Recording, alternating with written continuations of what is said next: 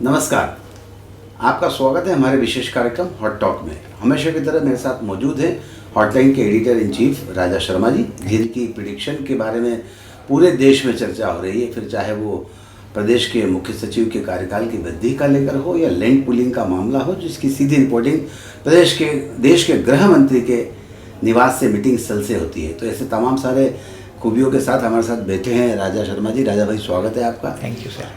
लेकिन इंदौर को अगर हम माने तो देश का सबसे स्वच्छ शहर के तौर पर जाना जाता है। मध्य प्रदेश की आर्थिक राजधानी इंदौर को कहा जाता है और मिनी मुंबई के तौर पर भी इंदौर की पहचान है। ये पहचान यहाँ थमती नहीं। इंदौर को स्वाद की राजधानी भी कहा जाता है। लेकिन इस स्वाद की राजधानी जो 100 सालों के इतिहास के साथ यहाँ पर चल रही है, यानी कि मैं बात कर रहा हूँ इंदौर के सराफा बाज़ार की। 100 सालों से लगातार जब सराफा बाज़ार में खाने पीने की दुकान लग रही है, पूरे देश से लोग जब इंदौर घूमने आते हैं तो वो महाकाल जाते हैं, ओंकारेश्वर जाते हैं, लेकिन एक रात के लिए सराफा ज़रूर जाते हैं। वो सराफा अब विवादों में आ गया है। उसके रीज़न चाहे जो रहे हों, आर्थिक हो, राजनीतिक हो या अन्य कोई कारण हो, इन सब बातों पर चर्चा करेंगे। राजा भाई, सबसे पहले मेरा सवाल है जी सर, कि इस स्वाद की राजधानी पर ये जो संकट के बादल छाए, इसको लेकर क्या कह रहे हैं आप? देखिए, ये बहुत ही गंभीर विषय है, खासतौर से इंदौर की विरासत को लेकर, इंदौर के धरोहर को लेकर। जब मैं कहता हूँ कि जायके और जेवरों में आपस में ठन गई है, तो जायके का स्वाद तो रात 10 बजे बाद जिंदा होता है, जेवर तो सुबह 10 से लेकर रात 10 तक चलते ही है ना सर। मेरे हिसाब से तो इसमें कोई आपत्ति होना नहीं चाहिए। जैसा कि आपने जिक्र किया कि 100 साल की हमारी शहर की विरासत है। इंदौर की पहचान में सराफा का बहुत बड़ा योगदान है सर। सराफा का योगदान ज्वेलर्स की दुकान को लेकर नहीं है। ज्वेलर्स की दुकान तो देश में हर शहर में होती है, कहीं छोटी होती, कहीं बड़ी होती है, और सभी ज्वेलरी मार्केट को सराफा ही कहा जाता है। ऐसा नहीं केवल इंदौर के बाज़ार को सराफा कहा जा रहा है, लेकिन इंदौर का सराफा, इसके ऊपर जो वैल्यू एडिशन है वह है यहाँ को रात को चटने लगने वाली चौपाटी। देखिए, जिसको फूड स्ट्रीट का कल्चर जो है ना, इस फूड स्ट्रीट के कल्चर का कई बार मोदी जी ने भी जिक्र किया है। आपको जानकारी में होना चाहिए कि 56 दुकान और सराफा का जिक्र मोदी जी ने भी अपने एड्रेसिंग में कहा है। जब स्वच्छता की बात करते हैं तो जब मोदी जी ने इंदौर का जिक्र किया है, सराफा का जिक्र किया है, न केवल मोदी जी ने बल्कि देश दुनिया में सराफा की अपना जायके का अपना स्वाद है। तो जेवर और जायके के बीच में जो विवाद हो रहा है, इसके कारण को तो समझने की आवश्यकता है ही, लेकिन ये विवाद अचानक पिछले 15-20 दिनों में खड़ा क्यों हुआ, ये समझने की आवश्यकता है। ऐसा क्या हो गया कि इन जेवर के ऑनर्स को, सराफा व्यापारियों को अचानक लगने लगा कि नहीं, अब ये चौपाटी नहीं लगना चाहिए, हमारा व्यापार प्रभावित हो रहा है। सराफा की तो लोकप्रियता ही बढ़ती है ना, व्यापार कैसे प्रभावित हो रहा है। दूसरी बात, इनकी ये जो दलील है मेरी समझ के परे है कि दुकानें जल्दी लगा लेते हैं होटलों पे। टाइमिंग फिक्स कर दीजिए कि 10 बजे पहले नहीं लगेगी। ये तो आपके हाथ में है ना। यदि आपने गाइडलाइन फिक्स कर दी तो जिनको आपने होटला दिया है रेंट पे, वो उसी टाइम पर आएंगे। तो एक तो आपकी दलील मुझे प्रीमेच्योर और कमज़ोर लग रही है। दूसरा, आप कहते हो कि हमारा व्यापार प्रभावित हो रहा है। तो व्यापार कैसा प्रभावित हो रहा है, ज़रा समझाइए तो सही किसी को। आपके सराफा की आइडेंटिटी का वैल्यू एडिशन है सराफा की चौपाटी। ऐसे में प्रशासन, म्यूनसिपल कॉरपोरेशन और व्यापारियों में जो ठनी हुई है, मेरी समझ के परे है कि ये व्यापारी क्यों इस दिशा में चल रहे हैं। इसमें क्या कोई पॉलिटिकल टसल है, इस बात को जानना जरूरी है। सही बात है राजा भाई, आपने बिल्कुल ठीक कहा कि राजनेताओं के आपसी मनमुटाव या वर्चस्व की लड़ाई भी इसमें कहीं न कहीं इसका हिस्सा है। पर जैसा आपने कहा कि विरासत है इंदौर की, स्वाद की विरासत, देश की विरासत, प्रधानमंत्री जी ने इसका उल्लेख किया है, तो उस चौपाटी को बनाए रखना और बचाए रखना ज़रूरी है। हालांकि इंदौर शहर के प्रथम नागरिक महापौर पुष्यमित्र भार्गव ने कहा है कि ये दुकानें यहीं रहेगी और चिन्हित 80 दुकानें जो है वो वही रहेगी। इसके अलावा दुकानें हटाने पर विचार किया जाएगा। ये बात भी सही है राजा भाई कि जो 80 परंपरागत यहाँ पर फूड बनता था, ट्रेडिशनल फूड बनता था, उसकी दुकानें लगे तो मुझे भी लगता है कि कोई आपत्ति किसी को नहीं होना चाहिए। लेकिन उसकी जगह जो पश्चिमी स्वाद वाले फूड्स हैं, उनकी जगह वहाँ नहीं होना चाहिए। उनके लिए अपने अपने अलग अलग स्थान है और बड़े आउटलेट्स उनके खुले हुए हैं। लेकिन सराफे के इतिहास को अगर हम समझने की कोशिश करें तो जो मुझे जानकारी है कि सराफे में जब आज से 100 वर्ष पहले दुकानें लगाने की अनुमति दी गई थी, वो सराफे की सुरक्षा की दृष्टि से दी गई थी कि देर रात यहाँ खाने पीने की जो दुकानें चलेंगी तो यहाँ की दुकानें सुरक्षित रहेगी। तो ये भी एक बड़ा कारण था और उसके बाद उसने अपना स्थान मुकाम देश में, विश्व में हासिल किया है। तो मुझे लगता है कि इस चौपाटी को बनाए रखना चाहिए। और अगर सराफा व्यापारी इससे नाखुश है तो उनकी समस्याओं पर भी प्रशासन को गौर करना चाहिए, लेकिन उनकी ये मांग बिल्कुल जायज़ नहीं है कि सराफा चौपाटी को यहाँ से हटाना चाहिए। देखिए, मेरा ये मानना है कि सराफा चौपाटी को लेकर जो 2-3 बातों पे विशेष रूप से पुलिस, प्रशासन, नगर निगम और व्यापारियों को सबको सोचना चाहिए। 2 अलग अलग पार्ट है। एक तो आपने जैसे कहा कि चाइनीज़ फूड, मोमोज टाइप्स के जो ठेले लगने लगे हैं या वहाँ शॉप लगने लगी है, उनका एक अलग मार्केट होना चाहिए। जैसे आपकी जानकारी में है कि मेघदूत के यहाँ पे एक चौपाटी लगने लगे थे। हालांकि वो ट्रैफिक में बड़ा व्यवधान पैदा कर रही थी। मुझे याद है 300 ठेले वहाँ पे लगने लगे थे। तो जब आपका एक्सट्रीम क्राउड किसी जगह हो जाता है तो वहाँ न्यूसेंस भी घर करता है, ये भी ध्यान रखिए आप। क्योंकि एक तो होता है आपका सोफिस्टिकेटेड क्राउड, एक होता है न्यूसेंस करने वाला क्राउड। पिछले कई सालों से सराफा में न्यूसेंस का क्राउड बढ़ गया, ये आपको और मेरे को भी समझना होगा। सराफा के अंदर खासतौर से हमारे यहाँ जो बाहर के स्टूडेंट्स आए हुए हैं वो कई बार मतलब खाने पीने के लिहाज से कम और वहाँ पे न्यूसेंस करने के लिहाज से ज़्यादा तफरीह है। तो जो एक पारिवारिक माहौल के लिए सराफा की चौपाटी की आइडेंटिटी रही है, उसको बरकरार रखने के लिए वहाँ पे पुलिस और प्रशासन का भी, एडमिनिस्ट्रेशन का भी बड़ा वॉचिंग के हिसाब से दृष्टिकोण होना चाहिए कि यहाँ चल क्या रहा है। दरअसल आपको याद है, मैंने 2-3 साल से कंटिन्यू इस पर लिख रहा हूँ कि सराफा की चौपाटी आजकल न्यूसेंस एलिमेंट का घर कर गई है। ठीक है, सही बात। तो इसलिए कि आप जब कोई महिलाएं या बहन बेटियां वहाँ से निकलती है तो उनके साथ कुछ ना कुछ अनसोशल एलिमेंट जो न्यूसेंस करते हैं वो हरकतें करते हैं। ठीक है, वो उनके एजेंडे कुछ और होते हैं। उस पर एक बड़ी जिम्मेदारी से गहन चिंतन की आवश्यकता है। ये तो हो गया एक administrative part, law and order का पार्ट। दूसरा पार्ट ये विरासत को बरकरार रखना चाहिए। मैं 100% सहमत हूँ कि सराफा से कोई आपत्ति होना नहीं चाहिए। जो सेफ्टी मेजर्स हैं, जो सिक्योरिटी मेजर्स है, उनका पालन अक्षर से होना चाहिए। वो यदि व्यापारियों की कोई डिमांड है वो भी पूर्ण होना चाहिए, क्योंकि व्यापारियों के कारण उस सराफा की रौनक रहती है। लेकिन आप ये सोचो कि सेफ्टी मेजर्स पे कॉम्प्रोमाइज़ की जाए, सिक्योरिटी मेजर्स पे कॉम्प्रोमाइज़ की जाए, सराफा की चौपाटी आबाद रहे, तो वो भी नहीं हो सकता। इसलिए जैसे गैस सिलेंडर की बात की जा रही है कि गैस सिलेंडर वहाँ पे सुरक्षा के लिए खतरा है, ये सब बातें 100 साल से चलती आ रही है। और मैं कहता हूँ इन चीज़ों पे सिक्योरिटी मेजर्स होना चाहिए। इसकी एक प्लानिंग होना चाहिए कि क्या किसी पाइपलाइन के माध्यम से गैस का कनेक्शन दिए जा सकते हैं इन लोगों को, क्या वहाँ पे सिक्योरिटी के क्या मेजर्स हैं। ये सब चीज़ें एडवांस सोचकर प्लानिंग के साथ की जानी चाहिए। नगर निगम को कंट्रीब्यूट भी करना चाहिए यदि व्यापारियों की कोई समस्या है तो। लेकिन यदि व्यापारियों की ये मांग हो कि हम सराफा की चौपाटी को यहाँ से हटाना चाहते हैं, तो मुझे तो इंदौर के लिहाज से ये न्याय संगत नहीं लगती है। आपकी कोई परेशानियाँ हैं तो शेयर कीजिए, उसको रिजॉल्व कीजिए। टाइमिंग का विषय है तो वो रिजॉल्व हो सकता है।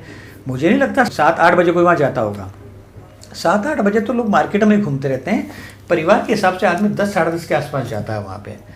और फेस्टिवल में तो आप जानते हो, चाहे धनतेरस हो, दीपावली हो, विशेष फेस्टिवल हो, तो उस पीरियड में तो वैसे ही बाजार आबाद रहते हैं। आप लोग खुद डेकोरेशन करते हो, कारपेट बिछाते हो, हॉस्पिटलिटी देते हो।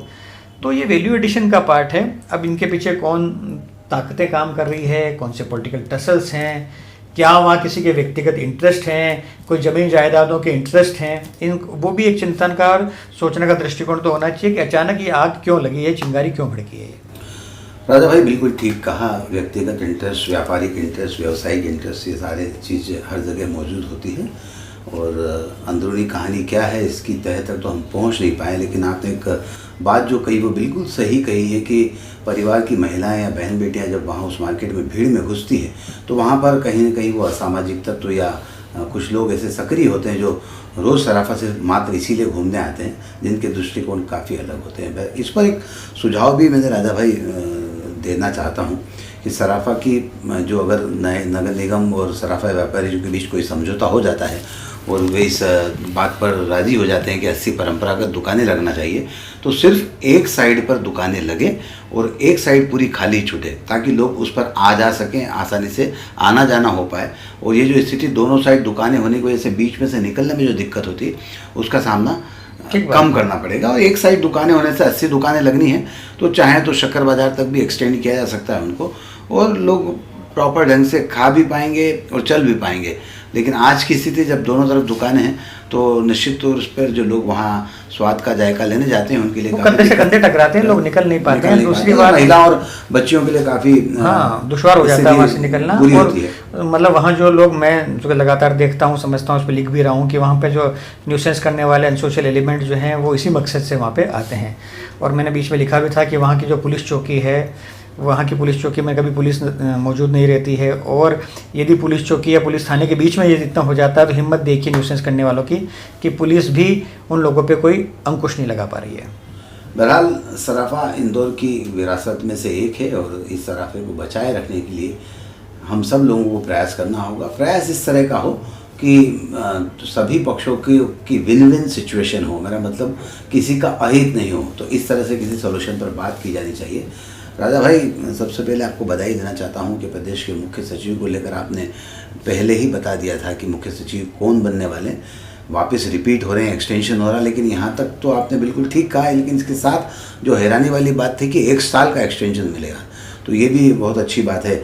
देश में 3 या 4 ऐसे ही IAS अधिकारी हुए हैं जो मुख्य सचिव हुए हैं जिनको कि 1 साल का एक्सटेंशन मिला है। और मध्य प्रदेश में इसके पहले इकबाल सिंह बैस, वीरा राणा, इन सब लोग को भी 6-6 महीने का ही एक्सटेंशन मिलता है। तो आपने काफ़ी अच्छी बात और सटीक बात लिखी है। और आपने एक बात बहुत अच्छी लिखी थी, वो जरा जब मुख्यमंत्री जी दिल्ली गए और प्रदेश के तमाम आला अधिकारियों को साथ लेकर गए, उज्जैन के सिंहस्थ मेले को लेकर बात करने गए, लैंड पुलिंग पर बात हुई, तो हॉटलाइन ने जो पूरी रिपोर्टिंग गृह मंत्री, देश के गृह मंत्री जी के वहाँ से जो की थी वो काफ़ी चौंकाने वाली थी। और हमारा एक विश्वास, फिर हर बार आप एक नया करके एक नए विश्वास को जन्म देते हैं। तो ये क्या कहानी थी और मुख्य सचिव जी का जो यहाँ पर वापस पदस्थापना हुई है, इसको किस रूप में देखते हैं? देखिए, दरअसल अनुराग जैन मतलब जब पिछली बार चीफ सेक्रेटरी बनकर आए थे अक्टूबर में, तब भी मैंने कहा था कि सीनियरिटी बेसिस पे अनुराग जैन आएंगे। उस समय भी अन्य अफसरों के नाम चल रहे थे, कई अफसरों ने गुलदस्ते ले भी लिए, तब भी मैं कह रहा था नहीं, अनुराग जैन ही आएंगे। यानी वो बात पुरानी हो गई।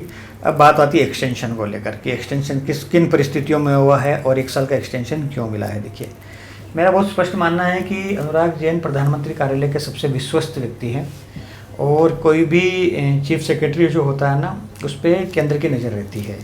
दरअसल चीफ सेक्रेटरी एक स्टेट का ब्यूरोक्रेटिक हेड होता है और कई मामलों में पॉलिटिकल लोगों के ऊपर होता है वो, यदि चीफ मिनिस्टर को आप हटा दो तो, क्योंकि सब कार्यप्रणाली, प्रोसीजर, डिसीजन जो है ना चीफ सेक्रेटरी की फाइल के सामने से, आंखों के सामने से ही गुजरते हैं। तो प्रदेश में क्या चल रहा है उसमें सिंगल व्यक्ति पर्याप्त होता है ऊपर दिल्ली में अपडेट करने के लिए, ठीक है। चाहे भाजपा की सरकार मध्य प्रदेश में हो, भाजपा की सरकार दिल्ली में हो, लेकिन एक कोऑर्डिनेशन कम्युनिकेशन के लिहाज से दिल्ली का एक कॉन्फिडेंशियल व्यक्ति हमेशा, दिल्ली इस पर इनकी थ्योरी है दिल्ली की कि एक अपना आदमी वहाँ होना चाहिए जो डेवलपमेंट वहाँ पे शेयर करे। कई बार क्या होता है, पॉलिटिकल लोग केवल अपना पक्ष बता पाते हैं और यदि कोई पार्टी को नुकसान दिख रहा है तो बता नहीं पाते हैं। ऐसे में ब्यूरोक्रेट्स जो है सब एंगल से इस बात को ऊपर तस्दीक करते हैं। अनुराग जैन का साल भर का एक्सटेंशन कैसे होगा, किन हालात में होगा, मैंने इसलिए लिखा कि मुझे पास एक इम्पॉर्टेंट इन्फॉर्मेशन थी कि अमित शाह के घर पे जो मीटिंग हुई थी, जो 1-1.5 घंटे चली थी, 7 बजे से लेकर 8:30-9 बजे तक, इसमें लैंड पूलिंग एक्ट को लेकर ये लोग, मतलब मैं ये कहूँगा कि डॉक्टर मोहन यादव एक पूरी बारात लेकर गए थे प्रशासनिक अफसरों की। तकरीबन 10 से अधिक अफसर वहाँ मौजूद थे और सभी अफसर अमित शाह को ये बताने गए थे, कन्विंस करने गए थे कि लैंड पूलिंग के फ़ायदे क्या है। लैंड पूलिंग एक अलग विषय है, उस पर चिंतन करेंगे, बात करेंगे तो विषय से भटक जाएंगे और हमारा सब्जेक्ट चेंज हो जाएगा। इन शॉर्ट मैं ये कह देता हूँ, लैंड पूलिंग दरअसल सिंहस्थ जहाँ जिस ग्राउंड में लगता है, जिस क्षेत्र में लगता है, वो ज़मीन एक्चुअली किसानों की है अभी पास। सरकार ये चाहती है कि किसानों से ज़मीनें लैंड पूल कर लें, उसके अगेंस्ट में वहाँ पक्के निर्माण कर लें और पक्के निर्माण करने के बाद तकरीबन 50% वापस वो ज़मीन किसान को दे दे। सपोज कीजिए कि 1000 स्क्वायर फीट ज़मीन है तो 1000 में 500 पे पक्का निर्माण हो जाएगा और 500 का बची हुई वापस किसान को दे दी जाएगी। पक्का निर्माण करने के पीछे सरकार की जो दलील है वो ये है कि इंफ्रास्ट्रक्चर बहुत मजबूत हो जाएगा, सीवरेज है, पानी की व्यवस्थाएँ हैं, ट्रैफिक है, मूवमेंट है, पब्लिक मूवमेंट है, मास मूवमेंट जो रहेगा उसमें कन्वीनियंसी बनी रहेगी। और ज़मीन चूँकि हमारी काली मिट्टी है, धंस जाती है तो कई बार बारिश हो जाती है या पानी लीकेज होता है, उस दौरान पे उनको असुविधाएं नहीं होगी। ये सरकार की अपनी अपनी दलीलें हैं। लेकिन केंद्र ने इसको फिर से क्वेश्चन मार्क लगा के इनको रवाना कर दिया। इनसे पूछा कि आप पक्का निर्माण करना क्यों चाहते हो, आपके पक्का निर्माण के पीछे ग्राउंड रियलिटी क्या है, उसके क्या फ़ायदे हैं, यदि आप किसान को उसकी 50% ज़मीन उससे आप ले लेते हो तो उसका कितना नुकसान होता है। प्रो किसान सरकार होने के कारण सरकार जो है किसानों पे किसी प्रकार के प्रोटेस्ट एगिटेशन को नहीं चाहती है, और जब किसी किसान की ज़मीन जाती है तो जाहिर सी बात उसका विरोध तो होगा। भारतीय किसान संघ इसमें ऑलरेडी कूद चुका है, कई किसान संगठन जो है इसमें अंदर प्रोटेस्ट कर रहे हैं इंटरनली। तो ये सब बातें दिल्ली ऑलरेडी जा चुकी थी, इसलिए मोहन जी पूरे प्रशासनिक अमले को लेकर गए। जैसा मैंने कहा कि प्रशासनिक बारात को लेकर गए, chief secretary, additional chief secretary, 2 additional chief secretary थे, उज्जैन डीएम थे, इंदौर के डीएम थे, सब लोग वहाँ गए, सब ने अपनी बात रखी। फाइनली अमित शाह ने कहा कि आप लोग पक्का निर्माण करना क्यों चाहते हो, इस पर हमको सोचने दीजिए, फिर नए रिव्यू के साथ आप लोगों के साथ बैठेंगे। तो ये जो लाइव कॉमेंट्री हुई जिसका आप जिक्र कर रहे हो, ये हमने जिसको कहते हैं संजय की दृष्टि से वहाँ पे लोगों को लाइव दिखाया कि वहाँ ऐसा संवाद हुआ था, ऐसा घटनाक्रम हुआ। अब उसके बाद क्यों चीफ सेक्रेटरी का एक्सटेंशन बढ़ जाता है, इसके पीछे एक बड़ा तथ्यात्मक आधार जो मुझे कारण नजर आता है। मेरे पास जो इनपुट है वो क्लियर है कि मुख्यमंत्री तो नहीं चाहते थे कि अनुराग जैन वापस आए, इसमें कोई डाउट नहीं है, ठीक है। लेकिन जब मुख्यमंत्री नहीं चाह रहे और दिल्ली यदि एक्सटेंशन दे रही है तो उसकी दलील का आधार बता देता हूँ आपको मैं। आमतौर पर जब मुख्यमंत्री चाहते हों कि इन चीफ सेक्रेटरी को एक्सटेंशन मिले तो उसका प्रस्ताव समय रहते भेज दिया जाता है, क्योंकि उनको मालूम अगस्त के 31 तारीख को रिटायर होना है। जीएडी के माध्यम से ये प्रस्ताव ऊपर चले जाता है। अब आप देखिए कल शाम को तो 6 बजे दिल्ली ने प्रस्ताव कॉल किया, तो आपको समझ जाना चाहिए कि यदि मध्य प्रदेश शासन चाहता तो प्रस्ताव 15-20 दिन पहले, 1 महीने पहले भेजता। वो कॉल दिल्ली ने किया कि प्रस्ताव भेजिए, एक्चुअली वहाँ डिसीजन हो चुका था। और आज जो ऑर्डर आया उसकी तारीख देख लीजिए आप, 29 है। ऑर्डर तो आज की डेट में आया है ना, प्रस्ताव तो कल मंगवाया आपसे। तो आप ये समझ लीजिए दिल्ली से प्रस्ताव मंगवाया गया, उसके आधार पर दिल्ली की मंशा से इनको एक्सटेंशन मिला है। प्रशासनिक व्यवस्थाओं में ये देखने में आ रहा है, ये समझने में आ रहा है कि मुख्यमंत्री और चीफ सेक्रेटरी में डिफरेंसेस ओपिनियन है, दोनों की फ्रीक्वेंसी मैच नहीं कर रही है। इस पूरे टर्म में हमने देखा अक्टूबर से लेकर अगस्त तक। और ये बात मैं नहीं बोल रहा हूँ, हर व्यक्ति जानता है, प्रशासनिक व्यक्ति जानता है कि बड़ा कम्युनिकेशन का गैप है। और चूँकि साल भर का एक्सटेंशन मिल गया है तो दोनों को साथ चलने की दिशा में काम करना पड़ेगा, क्योंकि अब साथ रहना ही है तो फिर साथ चलना ही पड़ेगा। देखिए कितना विस्तार के साथ राजा भाई ने इन दोनों बातों पर अपनी बात कही, अपनी जो जानकारी वो आपके साथ शेयर की कि क्यों अमित शाह देश के गृह मंत्री जो वे चाहते थे कि लैंड पूलिंग एक्ट पर सरकार विचार करके फिर बताए, और साथ ही अनुराग जैन जो मध्य प्रदेश के मुख्य सचिव हैं वर्तमान में, और उनको फिर 1 साल का एक्सटेंशन मिला। इन्हीं सब बातों पर राजा भाई ने काफ़ी विस्तार से आपको बताया है। बहरहाल इंदौर का सराफा, लैंड पूलिंग एक्ट और अनुराग जैन साहब का एक्सटेंशन, ये तीनों मुख्य मुद्दे थे आज की हमारी इस बातचीत के। राजा भाई आपने समय निकालकर इन सब बातों पर बातचीत की, आपको बहुत बहुत धन्यवाद। Thank you sir. आज के इस कार्यक्रम में बस इतना ही। सुनील जोशी और राजा शर्मा को दीजिए इजाज़त। नमस्कार।